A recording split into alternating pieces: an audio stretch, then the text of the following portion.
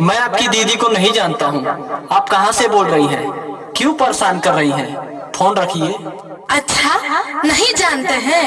मजा जब मारे तो उस समय तो बड़ा अच्छा लग रहा था, उस समय तो बड़ा मजा आ रहा था ना। अच्छा ठीक है ठीक है, अपने दीदी का नाम तो बताइए। नाम बताए तो सुनो, चमेली बाई। अच्छा अच्छा अच्छा, चमेली बाई, पहचाने पहचाने। बात यह है कि हमारे दोस्त यार की शादी हुई है ना, तो उनको गाड़ी वाड़ी मिली है तो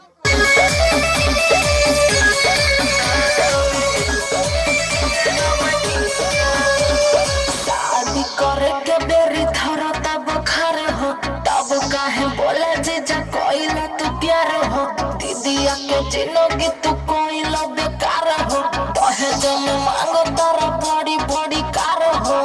कट्ठा जमीन दा छोटे की बहिन दा, नासा में एहो डाली चाय नमकीन दा।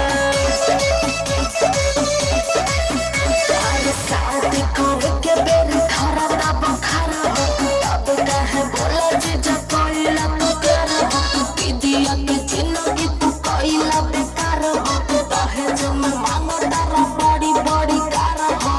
कट्ठा जमीन दा छोटे की बहिन दा, नाश्ता में एहो डाली चाय नमकीन दा।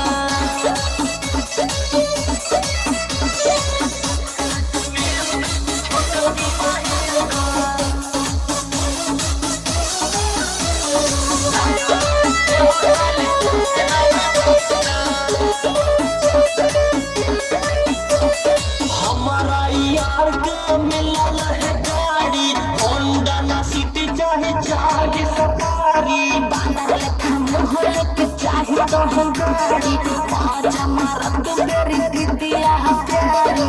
हमारा यार के मिलल है गाड़ी, होंडा ना सिटी चाहे चाहे सफारी। तू कट्टा जमीन दा छोटा की बहिन दा, नाश्ता में एहो साली चाय नमकीन दा। शादी करे के बेरी धरा तब खर हो, तब काहे बोला जीजा कोइला तू प्यार हो, दीदिया के जिंदगी तू कोइला बेकार हो, तोहे जो मैं मांग तारा बड़ी बड़ी कार हो।